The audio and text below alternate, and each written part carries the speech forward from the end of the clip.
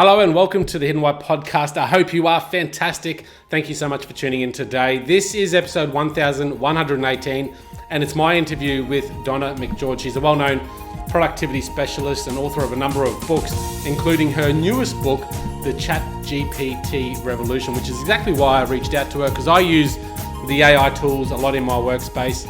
And I also wanted to talk to her about productivity, and that's exactly where we start the conversation in depth about productivity, how we find we can still be productive in a very busy world, an overwhelmed world. And she talks about the red brick theory, how removing unnecessary things in our daily lives can lead to a greater level of lifestyle satisfaction and balance. We also, of course, jump into the ChatGPT revolution and how you can start using ChatGPT in your everyday life. A fantastic conversation with Donna. All the links are in the show notes at thehiddenwhy.com. Make sure you reach out to her, grab a copy of her book, and reach out to me if there is absolutely anything we can help you with. Thank you and enjoy this show. Hello, Donna. Welcome to the Hidden Why podcast. Great to have you here today. Thank you. Thank you, Lee. Awesome to be here. I love your work. All about productivity. Yes, it's kind of how I roll. It's my thing. It's my jam. Your jam. Would you say productivity or would you say lifestyle? Because I've read a lot about your work and it certainly seems that it's about helping people use their time more effectively. I would say, if I was to sum me up, I would say I help people have space and capacity for what's important. And I help them identify the things that they can stop doing in order to make space for the stuff that they really want to do. And that's everything from, I just had it this morning, right? So I could have lay in bed this morning and scroll social media or get up and go for a walk. And so removing some things to make space for other things is kind of what I like to help people do. Yeah, I love it. I am guilty. I'm one of those people that love to be busy, and it's a killer sometimes because I suddenly start to jam pack my schedule with all this stuff. And as I look back over the years, it sort of goes up and down, but I have this tendency to do a lot of the unnecessary, and then it takes me away from what's really important in life. What is your take on that today, in this day and age, overwhelm and burnout and people's schedules? Yeah, so I kind of refer to it as red brick thinking. And it's related to this idea. I did this little experiment. I can kind of show you here. This little experiment. Can you see my little bridge here? And you can see it's crooked. And most people, when I say, how would you fix this? So they've got a problem. How would you fix this? Their instinct is to grab a brick and stick it under here and say, yay, now it's even. And so I say to them, well, what would happen if you remove the red brick? You still get an even bridge, but you've taken something away. And so I'm all about, what are the things you could take out of your schedule? What could you stop doing? What are some things that don't make sense to do anymore? What are some things that if you stopped doing them now, your future self would thank you? And so this idea that if we let it, our calendars will always fill up. Our inboxes will always be full. There is always something to do, right? Always something to do. And yet I reckon if we stopped and thought about it for a bit, there's some things we could stop doing that would mean we could, take better care of ourselves, do projects that matter, all that sort of stuff. Yeah. How do you, I know you work with a lot of organizations around productivity, but on an individual basis, obviously we've got work that needs to be done. We all have jobs of some sort, right? How do you try and identify balance to people in the workforce and trying them to see that, you can still have work and productivity whilst also having a life? But the reason that I think it's so hard to even define what work-life balance is because it is so different depending on where you're at in your career, right? And so for me, I won't say towards the end of my career, but I'm kind of moving into a different phase of my life right now. And so I measure my success by the amount of days I have off. Whereas I used to measure my success by the amount of work I was doing and how busy I was and how booked out I was. Yeah. And so if I was, giving any advice to younger folks, the way you work out your balance is you got to identify what's the most important thing to you. And funnily enough, I reckon younger generations get this better than some of us older generation folks in that they're very good at identifying the most important stuff. They Right. don't often do ridiculous hours and push themselves ridiculously hard. They get a cop a bit of criticism around that from older generations, but I reckon they've got it. They've figured out that, they work in order to have a life. They work for a living, if you wish. And so it is hard, but the key of it comes to, well, why do you even work in the first place? And so most people would say, oh, to provide for my family, to have a great life, to create choices, all that sort of stuff. And yet they don't have any of that. Yeah. Their kids hardly see them, or they're tired all the time, or they're traveling a heap of stuff, always. And so, just remind yourself, what's it really about? What's it really about? I often ask myself that question. Being a slight workaholic myself, why do you think the younger generation have figured that out? What do you think that come from? Is it because we're all connected socially?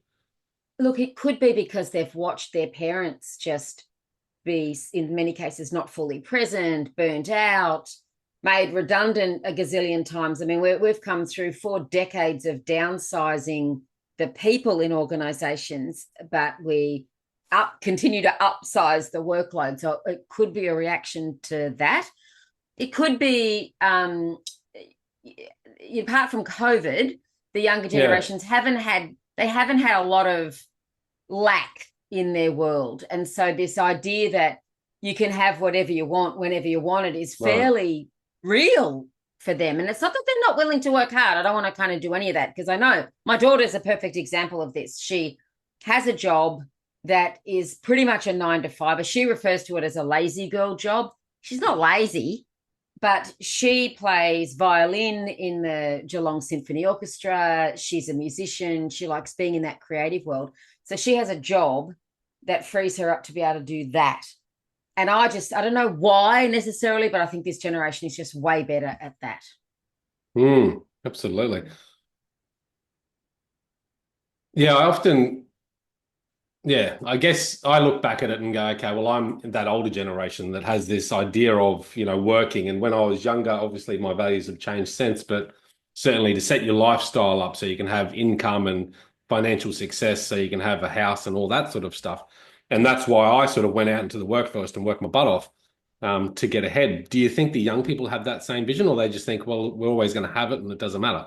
I don't know. I don't know. And it could be that they'll ride the work. I don't know. And I don't want to be at all derogatory at all towards other generations, because I really admire their work ethic. I really admire their work ethic. Yeah. But maybe they don't need to, because we did. Although, having said that, it's my daughter has her own house, or she's got a mortgage and stuff like that. But she and her partner have followed the fairly traditional model. Yep. So I would say it's not all. But I do think the question of enough is the one that I think they're very good at answering. And I kind of feel like I'm a Gen X, I identify as Gen X. Our generation was very much around just more. Why not have more? Why not work harder and have more money in the bank and more super and more investment properties and more stuff? And there was like this just because we could. Yeah. Whereas I think this generation is really good at being around enough. And I actually think contentment is underrated, and settling is underrated, because there's, we've just kind of been pursuing this relentless desire for more. Yeah. Yet we don't, what would happen if you had enough? You had enough. And you reckon the younger generation are more, have a stronger mindset in that sort of realm? But, this is enough and I'm content and I don't need more. Yeah, wow. Yeah, I do. See, I wouldn't have thought that personally. When look, it's always a risk to generalize, right? To make generalizations, particularly across generational stuff, because there's always variations around this. But yeah, it's certainly career-wise, I'm seeing trends in they don't necessarily want big careers. They don't have the same level of ambition and aspiration to be in massive managerial roles, and so traditional business models around work hard and you'll get a promotion is just not going to work. Yeah. I sort of feel that but it might just be my mindset at my age right now that, I look at it and go, okay, what's really important to me? And it's balance and having time off and doing the things that I enjoy. Where it used to be work, work, work. But as I look out there in society, I sort of feel that society's picking up on that too. And I Yeah. think not just the younger generation, maybe the younger generation are causing that in us, but to actually look at, life and what it's all about. It's not all about work. There's much more Yeah. important things there. And, I'm coaching a woman at the moment who's, look, I won't call it a midlife crisis, but it feels a bit like that, Yeah. who's saying, and she's a Gen Xer again. And it's like, I don't know what my identity is without my high flying job. Hmm. And so, who am I if I'm not in a super senior position, working really hard, traveling around the That's world, interesting. solving complex problems? Yeah. So, if I'm now slow and she's kind of winding down, and she's like, I don't really know then what I'm about. What do I do? And I don't hear that from the younger folks. Their identities are not attached, and their worth is not attached to their work or their job or their title. And I Yes, think that's an interesting shift as well, it which is. means that they can find more meaning beyond the job or the work, etc. So how would you help? Because I can sort of relate to that really. Mm. Because my worth I feel is tied up in my job, and that's probably why I keep working so hard at it. But how would you help that lady in particular to change or shift her mindset as to Yeah, well, what I do is we work with patterns. We look at the yeah, history and say, let's, rather than label it as your jobs or your work, what were the aspects of it that you really liked? right, And how much of that can we pull into what you do in the future? So it could be that she just loves working in team environments and loves leading projects. Okay, well, could we do some volunteer stuff? It could be that she's, maybe going to write a book, or it could be that she's going to, do stuff with her kids and her grandkids that she's never had time to do before. But it's hmm, really identifying what lights her up, yeah, because it's never the job, it's never the title, it's usually the work and then the benefit associated with the work, like working in teams because I love hanging out with people, like yeah, leading projects because I like to see results in stuff. Okay, well, how can we now drag and drop that onto your future? yeah. I often look at personal values as Yeah, around looking at my values same. and going, well, these are the things that, and they're the aspects that you're talking about. These are the things that I really love or thrive on, and how can I design my life around incorporating those into that? Is that how you'd approach someone? Like when we talk about finding what's important and then doing the work that matters to get you there, is that Yeah. how you help people identify Um, that? well, yes. You bang on about values. It's around. I try to get them to go to the good old Stephen Covey. Begin with the end in mind. In the end, what do you want this next phase? I'm reluctant to use the word retirement because I don't think there's such a thing. It's kind of the next phase of life. What do you want this to Yeah. be? And I think in terms of 10-year decades, which to young people sounds like forever. But for me, I've always worked in, and I'm halfway through this current decade. What do I want this decade to be about? And then when I get to that one, then it's like, what's the next decade going to be about? And so that's how I work with clients. Just, I want you to think about, what do you want this decade to be about? Is it slowing down with work? Is it ramping up other social activity? Is it travel? Is it now that you're empty nesters, is it reconnecting with your hubby or your partner and finding new and interesting things to do there? It's just like, what do you want that to be? So I always kind of Yeah. go for that angle. The decade does seem like a long time for a lot of people, and in particular, like I'm impatient generally. So looking at 10 years ahead, I just go, wow, how can you do that? Now, it's not so much 10 years Yeah. ahead. It's because I'm in my decade now. Right. And it's just, Yeah. what did, What does this 10 years look like? and I do have a bit of flexibility around that. So things can change. Like, you're 5 years into it, and COVID certainly stuffed a lot of that up for all of us, what we thought our decade would be about, and then it got interrupted. But for me, it's more around, there's a theme or an Yeah. idea. So it's not like by the end of the next 10 years, what do I want? Right. It's just, where do I want to put my attention and energy over the next 10 years? Yeah. It's a good way to look at the 10 years and look at the next month or look at the next quarter Yeah. Yeah. or the And next it six all should months. link back to that. So if this is how I Yeah. want my 10 years to be, what am I doing today? And in fact, my next book, I've just had it greenlit by my publisher, and it's around how we do planning in 2-week increments. Yeah. And so if I know I want in 10 years, then my decade to be about this, what am I doing in the next 2 weeks? Yeah. To help make that happen. Yeah. So it's pulling it into the present. How would you remind someone of being patient in that process? Because if I have a 10-year plan to, set up a successful real estate business, for example, putting myself in there, but I want we want sort of everything now. But have that patience of the long-term game is very hard, and particularly in the younger generation, I would assume. Well, I don't know, because I don't know. I'm not coaching anyone in that younger generation, but the work that I mostly do is this idea that 1% better every day, you're going to get way more success. That's the James Clear stuff in his book, Atomic Habits. So he talks about the 1% better. I talk about, trending. As long as we are trending in the right direction, we're getting there. And so if I want to make $1 million this year and I go hard and I go too hard, I'm going to wipe myself out in the first quarter, and then that may not be helpful. So I talk about managing your adaptive capacity. Have you got sufficient buffer and space in your system to make sure that when things go well, or when things are not going well, or when things go crazy, or when the unexpected happens, that you've got capacity to manage that?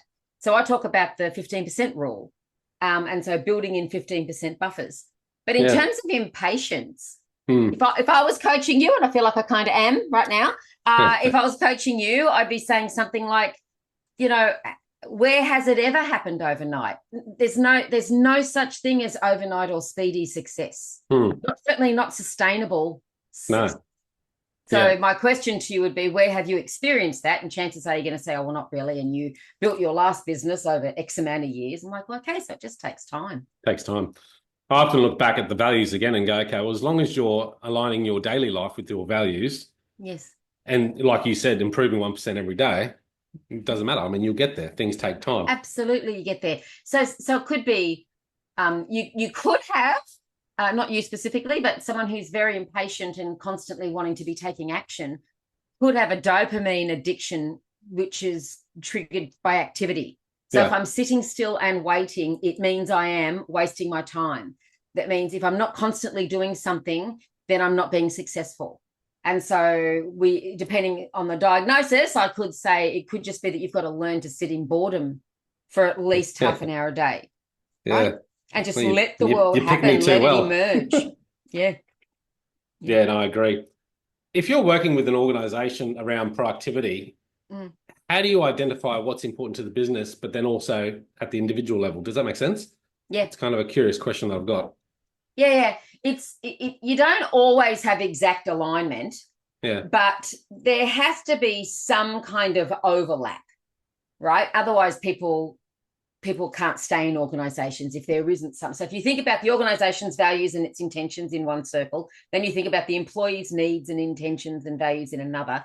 Those Venn diagrams or those circles need to overlap at some level. Now, for some people, they get a massive overlap. It's like absolutely 100% aligned.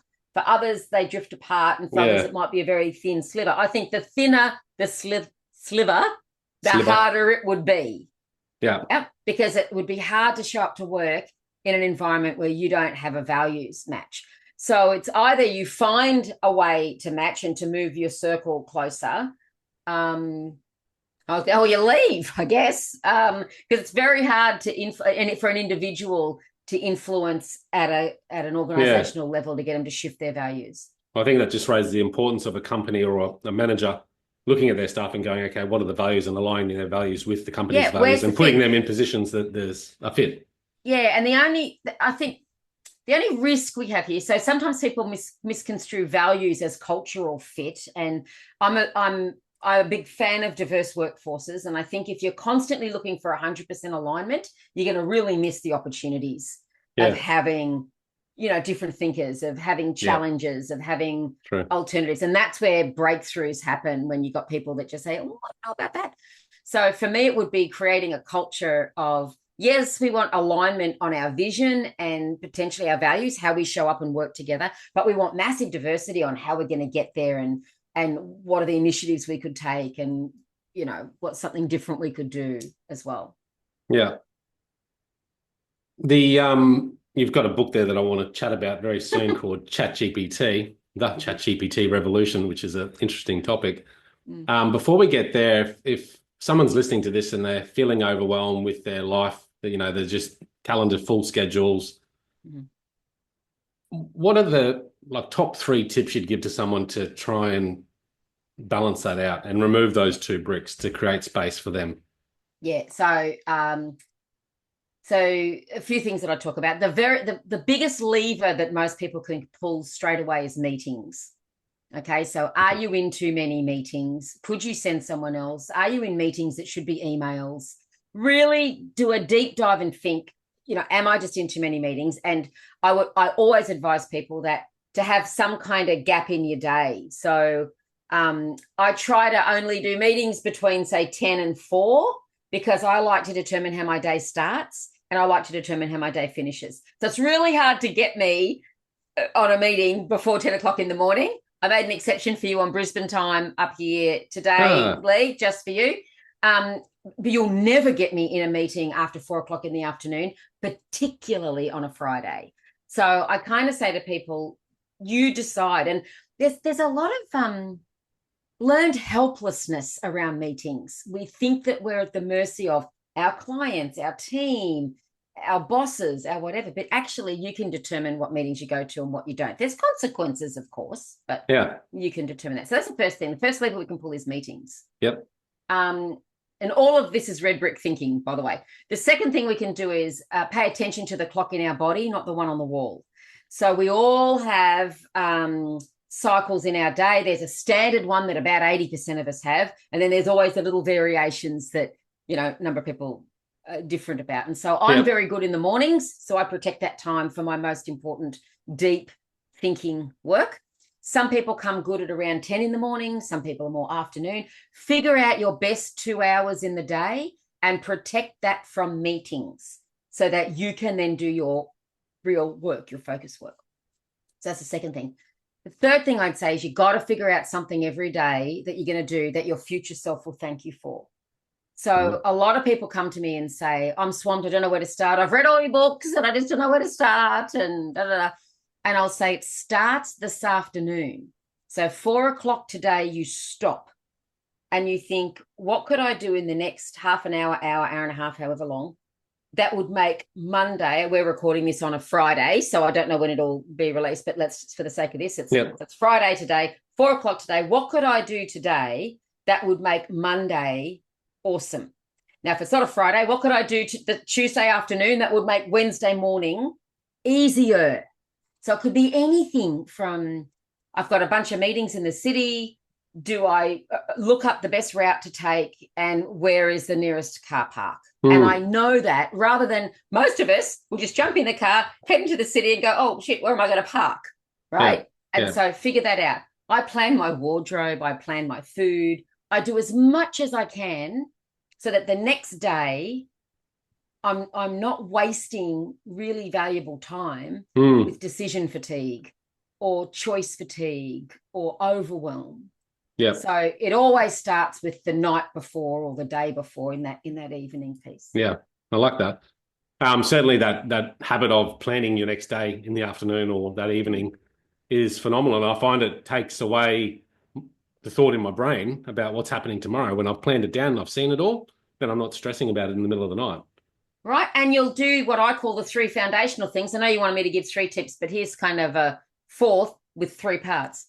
You'll sleep better. And so when you sleep better, you make better decisions around food and health.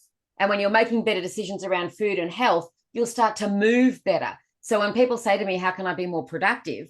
Often I'll say, well, how's your sleeping? Are you fueling your system appropriately? And are you moving at least 20 minutes every day and getting outside? And so it's never about, here's a fancy way to do to-do lists. It's always about rest, fuel, and movement. And so that setting up my day for tomorrow means I'm not going to wake up at 2 a.m. and sit up and go, oh my God, I've forgotten all this stuff. It's like you'll get a better night's sleep. You'll wake up more refreshed. You've then got the day set up and it gets you off that vicious cycle and starts you on the cycle of, I call it cycle of ease. Yeah. Love it. Some really important tips there. Thank you. Thanks for sharing, Donna. And let's go into ChatGPT, the ChatGPT revolution. How's the book? It was launched last September, I think. Was that right? Yes, but this is the second edition. Right. So the first edition was released in July 2023. Right. And then we did a second edition about just over 12 months later. Because, as you know, and it's already out of date because so much more has changed. And if I was going to do a third edition, and I don't know if my publisher will want me to, there's so much more that we could talk about in there that isn't in this one. So that's not to say I don't want you to buy it. It's still awesome for your listeners. It's just that that's why we had a first edition and then we had a second edition come through. So it's evolving so rapidly. Now been on the shelves. This edition's been on the shelves about 6-7 months. Right. I think that's the one I saw. So in summary, what are you aiming to achieve with this book? It's to help people get a start with it because so many people come to it and you've got to have a different mindset when you're working with generative AI. So a lot of people approach it with a Google mindset. We're very used to working with Google and we know when we type something into Google, the kind of answers we expect. And so if you approach, say, ChatGPT or whatever generative AI tool you're using, whether it's Copilot or Claude or any of them, if you approach it with a Google mindset, you're not going to get the right results, right? It's a bit like, thinking when Mercedes first designed the car, however many years ago, hundreds of years ago, they designed the steering apparatus as if it was the reins of a horse because that's how people were used to steering and controlling vehicles. Yeah. And it wasn't for another 6 years that they figured out the steering wheel was better. And I kind of think of it that way, that if you approach it like Google, you're not going to get as well. You got to think a little differently about it. So first of all, is AI and things like ChatGPT going to take away our jobs? It's going to take away the mundane aspects of jobs. So if you've got a really mundane, repetitive job, chances are you'll probably lose your job to AI because it's just happening all the time now that things that process, just constantly, pumping out stuff that's repetitive, there's no reason why AI couldn't do that. What I think it does, though, is I think it frees us up to do the more complex stuff. So it's never going to take away thinking. People say, we won't have to think anymore. No, it just frees up space to do better quality thinking. So I heard this really great analogy recently. A mate of mine, a guy called Andrew Hollow, works with a lot of, boards and stuff like that. And he was working with a management group. And they were all talking about AI. It's going to take our jobs. We don't know how to use it. How do we use AI to be more efficient?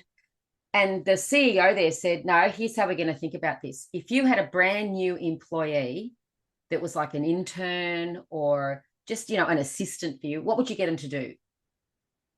And so if we start thinking about AI as that additional staff member that we've always needed, what would you get them to do?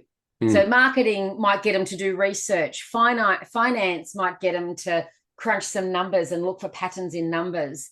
HR might get them to do data analysis or write job descriptions and stuff like that. But if we've all now got access to an intern that we can get to do some of the stuff that would just be really helpful.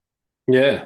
I've certainly found it myself become a lot more efficient because it does a lot of the stuff that I would have spent time on, like a lot of time on. And now I get that time back to think and do other important tasks in my business. Yeah, so I have it open next to me all the time. And I treat it like, and I've called mine Charlie because, ChatGPT was too hard to say all the time. So Charlie.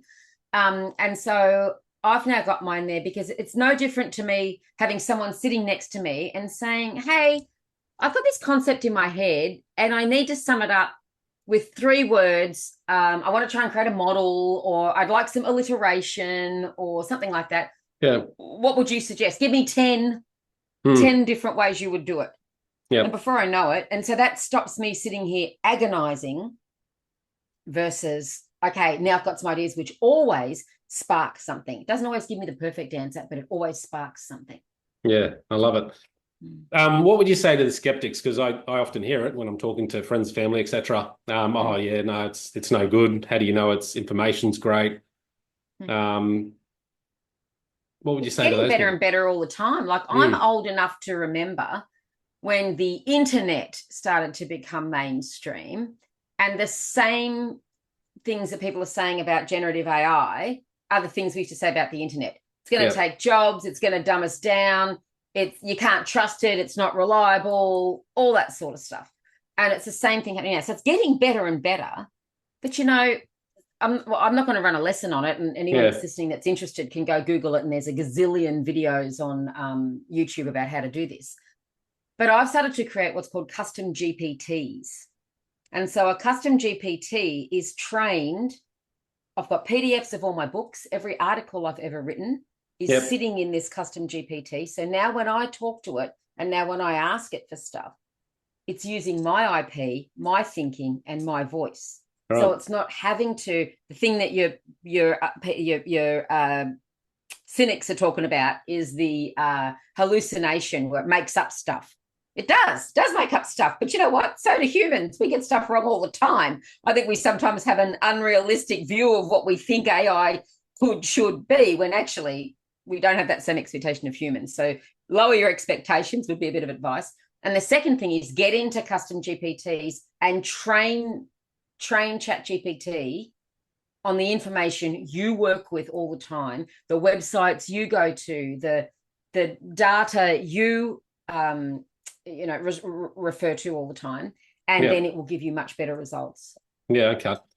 So how do we get started with ChatGPT? So for a novice listening out there that maybe hasn't jumped on or maybe just dabbled a little bit, what would your advice be for those seeking a bit of time back, I suppose, and starting to use this tool? Pay attention to any time you're stuck. So if you've just received an email from a client or customer or employee, and you look at that email and you go, I have no idea how to respond to that. I don't know what to say. And then so you start typing and then I can't say that. Like, it's a tricky moment. So I would copy. Now it's up to you about privacy. You'll have to do your own work around that. But what I would do is say, I've received an email that's a bit tricky. Here's the gist of it. You can copy and paste if you want. Help me craft a responsive yet assertive and empathetic response. And it will. So anytime you're stuck, ask it. Good idea. Just anytime you're stuck. And it's mostly in the written world. So I don't know how many of your listeners have to write proposals or have to do web copy or social media posts or any of that stuff. Yeah. It's genius. That's where I started. Help me write. Now, just be warned, you got to edit it and you got to, put your voice in it, because it's very obvious now. I go online and I see any post that starts with, in today's fast-paced world, it's crucial, blah, blah, blah, blah, blah. I'm like, oh, that's a ChatGPT post. Yeah. Right? So definitely don't just copy and paste it into wherever you're putting it. Read it and put your own, That's it. Make sure you edit it. Unless you've created a custom GPT like I have, where it literally is generating content from all my books. Yeah. And all my articles. And so it's usually about 99% good. I probably could just copy and paste it straight in. I don't. I usually tweak it.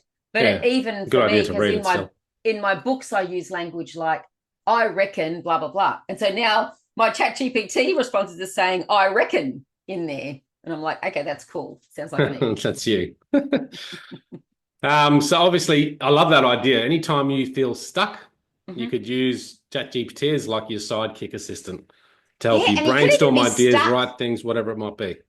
Right, stuck in this. I talk about this in the book. Your sister-in-law's turning 50. No idea what to get her for a birthday present. She's into 80s country and Western music and Australian soap operas. Yeah. Give me 10 ideas for a gift under $100. Yeah. Great. Right? Yeah. Easy. I'm a mad foodie and I love cooking, so I use it all the time for cooking. I got cabbage and mince. What do I make tonight? I want to Asian influence. Genius for that, right? And I've got a friend who's got in her family, she's celiac. One of her other kids is celiac, and two of her kids are type 1 diabetics. And so trying to organize meal planning around that. So she just goes to it and tells them that this is my family makeup. Can you please give me a 7-day meal plan that would tolerate all of everyone, like it's tolerable for everyone? Yeah. Then generate a shopping list. And then you can say, and put it in the same aisle order as Coles. right? So then it'll put your shopping list in the aisle order for Coles as well, right? Genius. Now you could copy and paste it into, order it online, I guess, but yeah, genius. Some great tools. So you talked about, you have to approach it differently than what we would have been used to searching in Google. And I know you talk about in your book about prompting chat correctly. What are your tips there on prompting correctly? You got to treat it like it's a human. So if you had an intern next to you and you said, go research time management techniques for me, the human would just you come back with a gazillion different options. It would not be at all. So you got to give it context. Yeah. Yep. So I'm interested in time management, specifically around managing my calendar. Yep. Or managing my email. So let's be very specific about that. And then you might give it a little bit more. I'm a real estate, I own a real estate business, or I work in retail or whatever. So give it as much context as you can and you'll get a better answer. So it's the old rubbish in, rubbish out. So I always imagine if this was a human next to me, how can I help it give me the best possible answer back? Yeah. Yeah. It's a really good point. Treat it like a person. Yeah. I mean, I often find myself saying please and thank you. You got it, because one day the machines might take over the world and they'll remember us polite ones. Yeah, you've been very polite to me. Thank you, sir. What else are we seeing? Obviously, the basics of ChatGPT, creating ideas around whatever it is in our workplace, creating articles, copy, and all that sort of thing. We talked about recipes. I use it for itineraries when I'm traveling. Mm-hmm. All that stuff is fundamentally how I see ChatGPT now. Where is it heading, and what are you now using it for? It's the next level. Yeah, look, I'll confess I'm a little behind the times with this, but the next big thing that's coming is agents, which is where an agent sits across multiple different, and I'm using this, I don't know that much about this, so if anyone's listening, don't at me, but I'm going to keep it as simple as I can. Sits across multiple different applications applications, and then can do one job. So for example, it can check the weather where you're traveling to, and if you've booked an outside seat at a restaurant, it will automatically get in touch with the restaurant and say, please change the reservation to an inside seat. So it kind of will do multiple things. It's really smart. And you still have to give it instruction. And we're starting to see. That's amazing, huh? Let me just hang on. I've got a device I'll show you. It's called the Rabbit. And it's a device. I got it because I wanted to play around with it. But we're starting to see smart devices. That means that it has all the capability of everything your phone might do except do phone calls. But it uses agents. So it does exactly the thing that I just said. I'm traveling to Sydney. So I just have to say I'm traveling to Sydney and I need a restaurant Friday night, and it does all that work for you. So it's called the Rabbit R1. They're still really in beta testing, and in Australia, certainly it doesn't quite have the functionality it would if it was in the States. But so we're going to start to see AI devices. Already we're seeing AI everywhere. That you can't open an app right now and not see some AI aspect to it. Yeah. So even if I think of something like LinkedIn, there's the AI. I'm just looking at Zoom in the background here that has the little AI stars that now can summarize stuff. Like we could get a transcript from this, a summary from this, and then it can even chop the videos up into, usable chunks. So all of that sort of stuff, automation. And something I read about recently is we are going to start to see avatars where, Lee, you and I could be having these conversations with our avatar rather than the two humans. And so this could change our lives with meetings. I'm not going to the meeting. I'm sending my avatar, and my avatar is trained on how I think and what I do and all my comms in my back end, all the emails I send, everything. Really interesting one. So it knows how to answer like me. Yeah. And then it comes back to me and says, here's what we discussed and here's what I signed you up for. Yeah. So it's phenomenal. It's not going anywhere. So all your cynics and skeptics that are saying, it's just the latest fad. No. This is 100%. It's not going anywhere. This is how life is now. Yeah. I was a late adopter for the internet generally. but certainly early for this sort of stuff. And I geek out on it mega in my business. I mean, I use it for my podcast. So I've got an AI system transcripting all our conversations so far, and it'll summarize it and create my blog post and all that sort of stuff at the end. Yep. I use HeyGen video AI, and I'm not quite comfortable with it yet because I sound a little bit robotic. But it means when I'm on the run, I can create a video content piece, me, without actually having to film anything. So, it's amazing. I've seen that starting to come up on LinkedIn as people are starting to use AI generated videos of themselves. Yep. And there's still a little bit of a giveaway. Not quite as bad as Max Headroom. You might not be old enough to remember Max Headroom. He was created by Coca-Cola. It was this kind of weird character.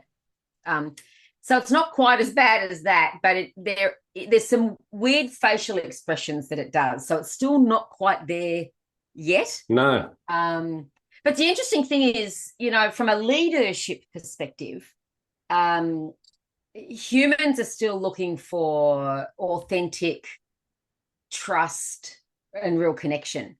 And so my advice, for what it's worth, at this point in time, is a real video of you having a conversation to the camera is going to be way more, I don't know, connecting and get more traction than at this point in time anyway, than the deep fake version of you. Yeah. My children, I was in the car with them yesterday picking up my eldest from dance, and he said, "Oh, Dad, I don't think your job will be around. I heard someone said, because of ChatGPT and AI that real estate agents won't be needed." And I said, "Well, that's not quite true because it's a service business. It's a people business. And it can do all the other stuff for me, but I can then do more of the people stuff." So I don't think it's going away in that sense. Not at all. And if you think about decisions like buying real estate, actually any decisions are made in the emotion centers of the brain. Right. And so it's only humans that can connect at that emotional level. Lots of people are experimenting with it and trying to get AI to do that. But it's just, at this point in time, I reckon it's a long way off before we would feel we have be able to do that emotional connection. Yeah, absolutely. And that's so important, particularly in, buying real estate. Well, any service business, people still want that connection. It's that's a fundamental value to us, is connection. So I don't think we'll ever lose that part of it. Very interesting conversation. I love this idea of agents as well. That's pretty much like having your own robot. It's not in robot form, and it'll come when we have robots. And I think Elon Musk said, or someone said, that in 10 years' time we'll all have multiple robots in our houses. Do you remember? There's always those things. When the Beatles came out, they said, "Oh yeah, guitar bands aren't popular anymore." And of course, the Beatles. And IBM, I think it was IBM, said to Microsoft, "No," because Microsoft had a vision that there'll be a computer on every person's desk. Yeah. And IBM went, "Nah, there's probably a market for maybe 10." Right. And so I think that level of prediction is bang on. Yeah, me too. That it will not be long before we have someone, a robot, either at work or in our homes helping us with stuff. Yeah. Well, that agents thing is just a good start to it. That's it. So thank you so much, Donna McGeorge, coming on the podcast today. You've got a website, and correct me if I'm wrong, donnamcgeorge.com. Correct. I'll put that in the link in the show notes, everyone listening out there. And your newest book, second edition, the ChatGPT Revolution. Get curious, get productive, and get creative with AI. Love the conversation. Thank you so much for sharing, and hope you did as well. Yeah, I did. It was awesome. Thanks so much for having me on your show. Any final words, or you want to direct anyone anywhere? Oh, no, not really. Just I think my final word is always do things your future self will thank you for, because it's, and getting into AI, having a crack at it and starting to learn it, your future self will definitely thank you for that. Yeah, I love that. I'm going to use that. Thank you so much, Donna. Guys, check it out at thehiddenwhy.com. Live more fully, have more meaning, find more joy. Speak soon.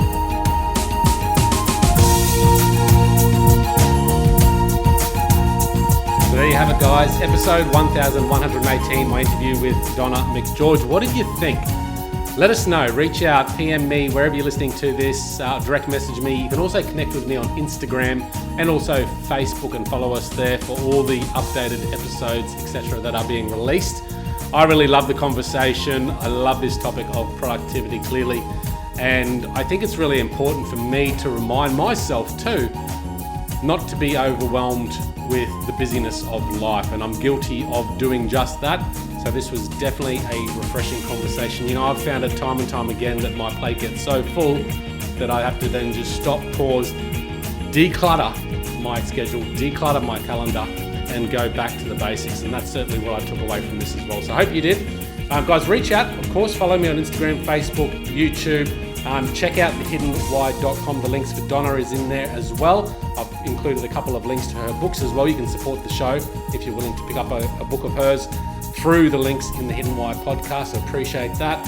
And also reach out to me. I'd love to connect with you. I'd love to find out what is driving you, what you're inspired by recently. Perhaps you've got some guests you'd like to recommend to come on the show. I'd certainly love to speak to them if you think they're a suitable fit. Guys, have a fantastic day ahead. It's all about living life more fully, having more meaning, and finding more joy. You have a great day ahead. We'll talk soon.